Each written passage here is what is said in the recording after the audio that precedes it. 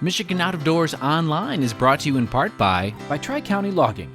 Experienced in sustainable forestry practices, Tri-County Logging can help you manage your property by keeping your woods healthy and generate income.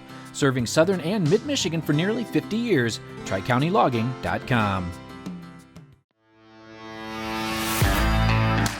For over 30 years, Vanguard Outdoors has made the gear that turns a regular hunt into another fine day of field. We know that a good shooting stick or a nice pair of binoculars can make or break your day.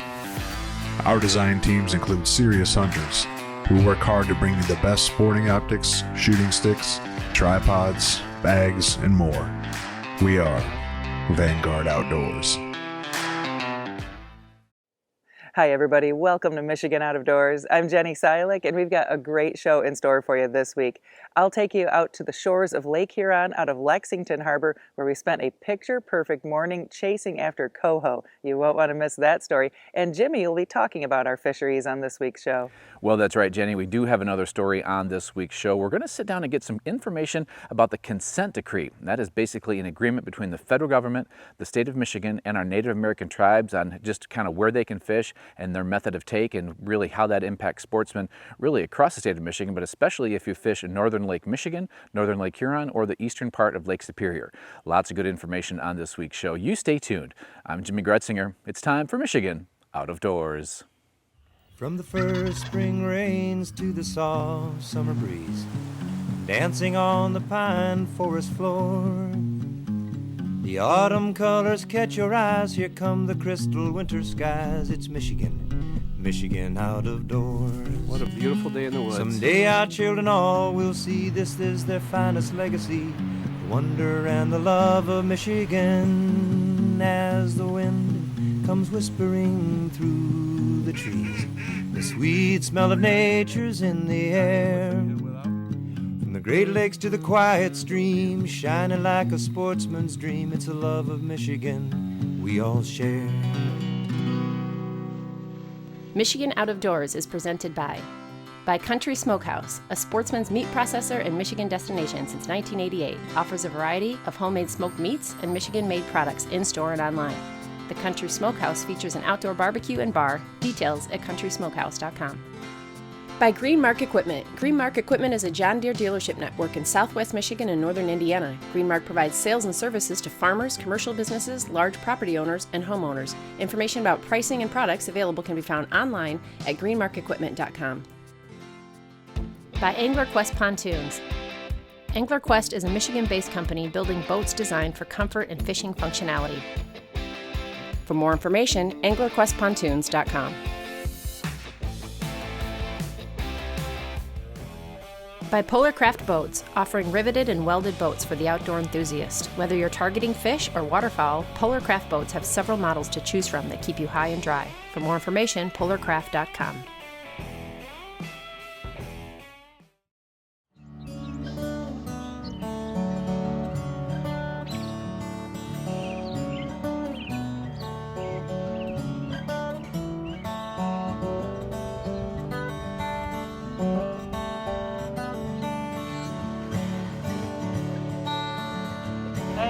Good morning. Good morning. Tell me what's happening today. Today we're going to go try and get some cohos out here.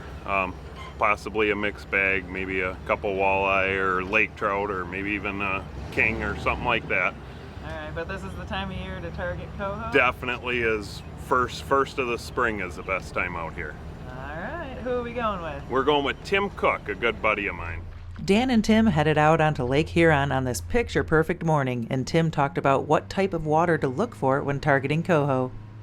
Usually, two of the most important things are water clarity as well as temperature. Obviously, when the water is dirty, it'll be warmer, but it can be so dirty that the fish can't see the baits to hit them. So in that case, you fish the edges of mud lines out, and it may be deeper than you want to fish, but those fish will hang in there and come out and bite the baits into the clear water. The best fishing, in my opinion, is anywhere from 10 to, let's say, 18 feet. Long line body baits, mono lines, maybe 100, 150 back off of each side.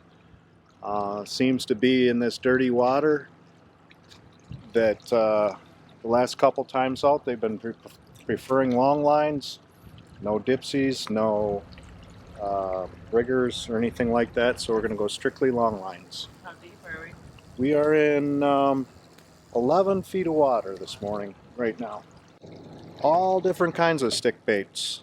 We've got some Rapalas, we've got some thin fins, pretty much all just coho baits. A lot of orange, you'll see. A lot of orange. Any kind of stick baits that will dive anywhere from common depths are, let's say, 3 to 6 feet. You can always attach a weight to a line or put it on a copper or a lead core. You can use divers with spoons. Again, shallow water. I prefer anywhere from like 10, 18 feet. Anywhere along this shore from Port Huron all the way up to north of Port Sanilac, you can find these cohos. And it's usually a short bite, like maybe 2 to 4 weeks, and then they just exit this area and keep heading north. You got a fish Yeah, on? grab that fish on. All right. Yeah, it's shaking. Something's shaking. Tim's favorite lure right here. Something's shaking.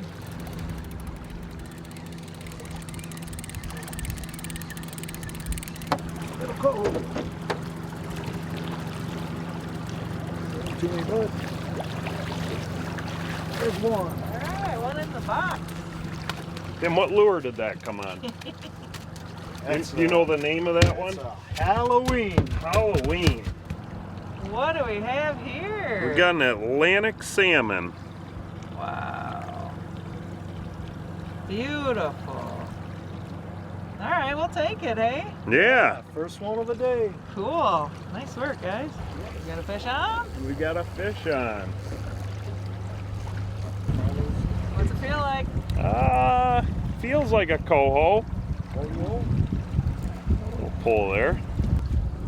All right, this will be number 2. Oh. Oh.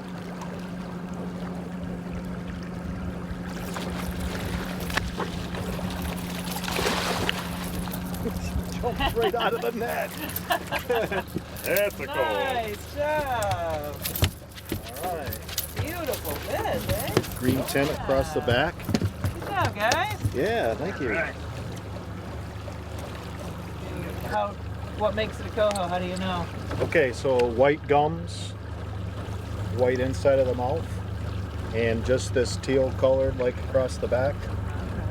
And if he was to hit the deck, almost half the scales would come off. Oh, wow. Okay. Very common. We had 2 fish in the box and another one on. The morning bite was heating up. Is that the same bait, Dan? No, that's the first time your side went there too. One of the things we like doing is setting up a competition. Like Dan or whoever's fishing with me, they can have one side of the boat and decide which lures to run, and then I'll take the other side, and those rods will be mine. And at the end of the day, we're trying to see who can catch the most fish on their side. It also makes you put a little bit more effort into it because you do want to beat the other guy. All right, they're snapping now, looks like. Yeah, doing better. Tim and Dan were into the fish, and it seemed like as soon as they boated one and reset the line, another rod would go off, and the friendly competition was heating up along with the bite. These guys have been fishing buddies for a long time now and definitely have their routine down pat. It was my side of the boat that took another bite over here. We're gonna play that game, man. But whose boat is it? You know, it's Tim's. Well, Dan and I started fishing quite a few years ago now. I would say probably somewhere between 10, 15 years ago. And he was just a young buck coming in the bait store and Anderson's Pro Bait there in Port Huron. And a lot of us congregate in there, and he was looking to go fishing a few times. And he's turned out to be a good friend, good guy to fish with. And we have a lot of fun with him. This next fish in the net was yet another species and wreaked a little havoc on the lines on its way in. But the guys were happy with a steelhead in the boat. Yeah, we just caught a fish, and Just resetting the rod, and then we had an outside board go off on the other side with a nice steelhead. And he went across another line? Yeah, he caught into another line, but everything's back out now. Great work. Boy, is this what you were expecting out here today? Yes, ma'am. Yeah. Cool. Bite's getting better. Yes, sir. Good deal. All right. So this coho fishing has gained a lot of popularity. The other side of the state, the west side of the state, St. Joe's is known for their coho fishing, and so we're kind of like in the beginning stages of getting like that. But if you learn the trade and you learn the area, you can produce just as many fish on a box on Lake Huron as you can out of St. Joe's. All right. All right, you're on the board, Jenny. Nice. All right. Cool. Yes. Yes, a Lake ma'am. Huron Coho. All That's what we came right. for. The guys were gracious enough to let me reel one in after I bumped a few off. So thank you. Yep. Awesome day out here. Beautiful. And a lot of people right now are walleye fishing, right? So Yep. you'd rather do this? Yeah, I'd much rather do this. There's plenty of time to walleye fish. Like I said, these cohos are only here for a short period of time, so you play the weather, you play the water clarity. Sometimes you gotta jump on your motor and go find something that's better, but usually you can find the water you want to fish and you will be successful. It is definitely doable to come out, spend a nice day with the sun and small waves hopefully, and produce a nice box of fillets for your family. Cohos are excellent eaters in the spring coming out of the cold water. The meat is relatively firm and very, very mild. What's that for the day now? What do we have? Number 6. Okay, cool. Got 4 coho and 1 Atlantic, 1 steelhead. Nice. Good day. Boy, that is beautiful. Tim says the coho fishery here on Lower Lake Huron is relatively new. He's been fishing these waters for most of his life now. I would say probably close to 40 years. Oh, wow. Okay. Yeah. Have they always had coho out here? No, probably that's something that has been introduced probably in the last 10 years. Okay. And what do you like about this kind of fishing? Oh man, just being able to stay close to shore, using long lines and stuff like that. Not so complicated as deep water king fishing. You know, the baits are easier. You don't need as extreme of equipment. And I think you, numbers-wise, can really catch a nice box of fish with this. Yeah, there we go. What a day, hey? Yeah, it's a good day today. Oh. A good day indeed. The weather cooperated, the fish were active, and the company was stellar. Special thanks to Tim Cook and Dan Antozowski for the absolutely perfect morning on Lake Huron. Today was a great reminder of just how blessed we really are to have these amazing natural resources and pristine waters in our own backyards here in Michigan's Out of Doors.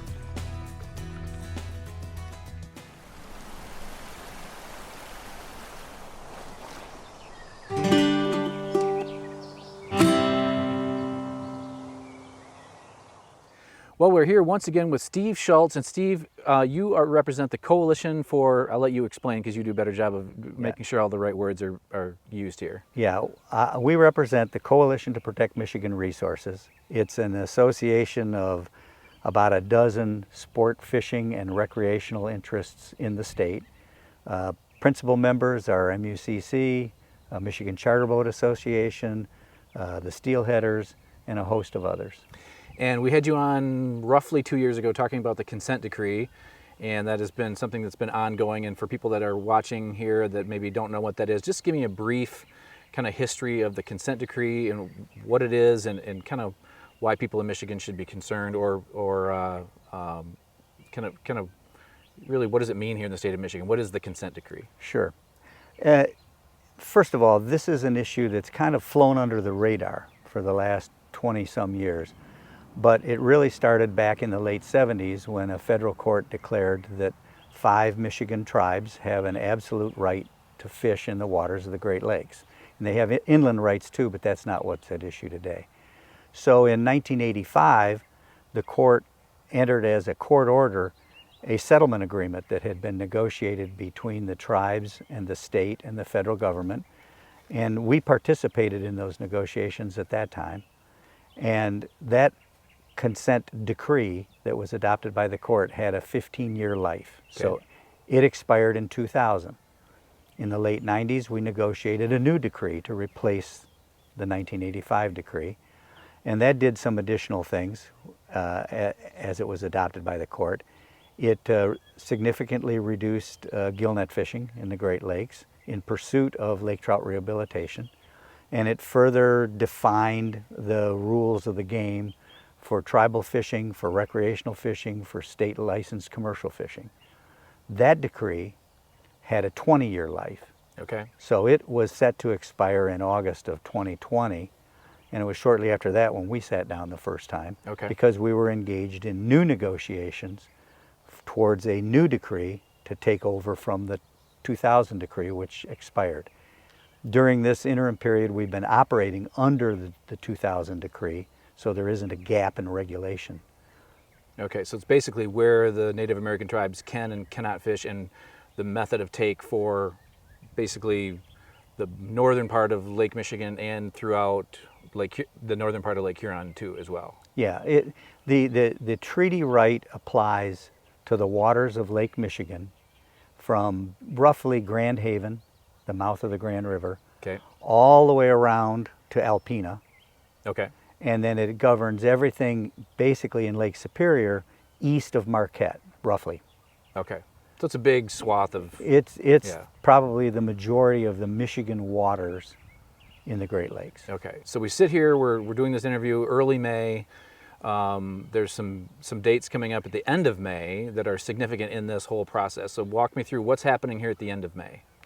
We're going to have at least a 2-day hearing on a proposed new decree that has been agreed to by the state of Michigan, the federal government, and 4 of the 5 tribes with treaty rights in the Great Lakes.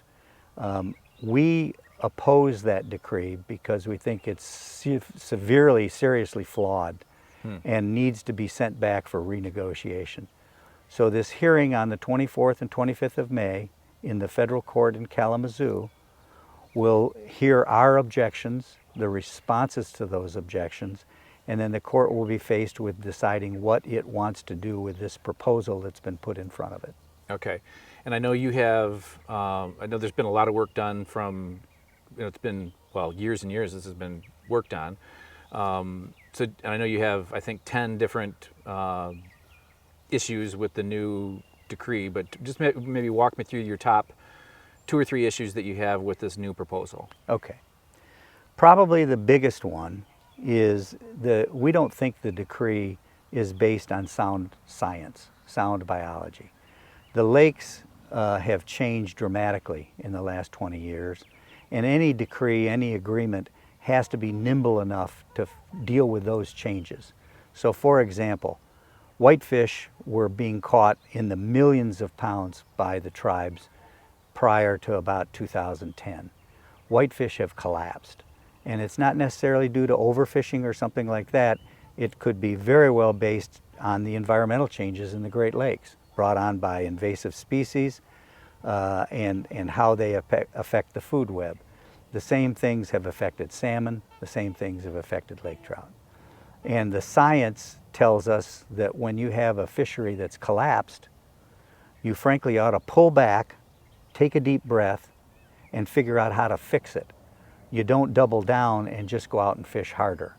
And that's what this decree does. So it isn't based on sound science. A second reason, the state has been trying to rehabilitate, and the federal government for that matter as well, have been trying to rehabilitate lake trout as a self-sustaining species in the Great Lakes for over 40 years.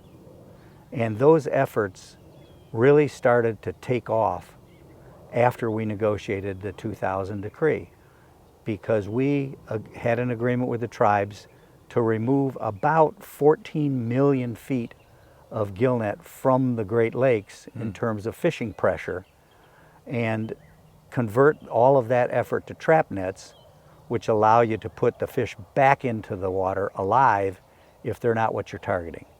So it reduced the impact on lake trout dramatically, and we started to see improvements in lake trout stocks without stocking. And in fact, in Lake Huron, we saw a lot of reproduction that was due, and a lot of natural fish as opposed to stocked fish appearing in Lake Huron. This decree undoes that by getting rid of the trap net conversion program and allowing vast areas of the lakes to have much greater amount of gill net fishing than they had in the past. And why do you, I mean, obviously I'm not a biologist, but why do you believe that they reintroduced or are proposing to reintroduce that much more gill netting into the system? You know, there probably are a number of reasons, but my suspicion is that with the collapse of whitefish and with lake trout now becoming a targeted species, it is simply easier and less expensive to fish gill nets than it is to fish trap nets. And so one of our big concerns is that there will be an increase in gill net pressure on lake trout stocks under this proposed decree. So how do you, moving forward, and I know we don't know what's going to happen here at the end of May, and the judge could do, well, actually, let me ask that. What are the options that the judge has in front of him? Could he just accept this new proposal? Could he revert things back and just say that the 2000 is, we're just going to go under that set of rules? I mean, what are the possibilities here at the end of May? Well, when parties negotiate an agreement like this and send it to the court for the court to adopt, that agreement has to be fair and it has to be reasonable. We don't think this is a fair and reasonable agreement, but that leaves the court with the requirement that it evaluate this decree and determine whether it is fair and reasonable. We don't think that it's fair and reasonable on the basis of the science. We don't think it's fair and reasonable on the basis of its ambiguity and the like. The judge will weigh all of that and then decide whether this decree is acceptable and is fair and reasonable and non-ambiguous and can be implemented in whole, or he may very well say certain parts are fine and other parts are not, and send those parts back to the parties to try again and address his concerns. Or he could say this is so flawed that it shouldn't be adopted at all. And the judge has the authority and the discretion to do any of those things, and we'll have to wait and see. And I know we're kind of biased here because we have a television show that is based in part around sport fishing, so obviously we have a bias coming into this, and we want commercial fishermen to do well. We want the tribes to do well, but we want the sport fishing to continue on. So what is your fear for the average Joe sportsman that's out there? What is your fear for them in this whole process? Well, the decree that's being proposed is so ambiguous in many of its terms that it's virtually unenforceable if the parties decide not to follow the science. And we think there's plenty of evidence in the proposed decree that it doesn't follow the science right now. So from a sport fishing perspective, from a recreational fishing perspective, we could have devastation to particular discrete stocks in the short term, and in the long term we may be left with trying to stock our way out of a collapsed fishery. In other words, if salmon collapse, as we've had some indication that they have, you stock for that, because if you're not going to apply the science, that's your only option. Lake trout, what really troubles me, having been involved in this for over 40 years, is the state and the federal government have devoted tens of millions of dollars to trying to rehabilitate lake trout. And lake trout are a prime sports species. I mean, if you can't catch salmon, you go looking for lake trout, and vice versa. If the lake trout aren't there, you're down to a single fish kind of fishery for the recreational fishery out in the Great Lakes. And that puts that fishery at great risk. We've been accused of saying that we're arguing about sport fishing versus tribal fishing. and we're really not. We're talking about a sustainable fishery versus an unsustainable fishery. And so if the fish are gone, they're gone for everybody. This is not a tribal versus a state issue or a recreational fishery versus a tribal commercial fishery issue. This is whether or not you're going to have long-term sustainable stocks available for everybody. And the expansion of gill nets at a time when stocks are collapsing is just contrary to science. Yeah. It just is.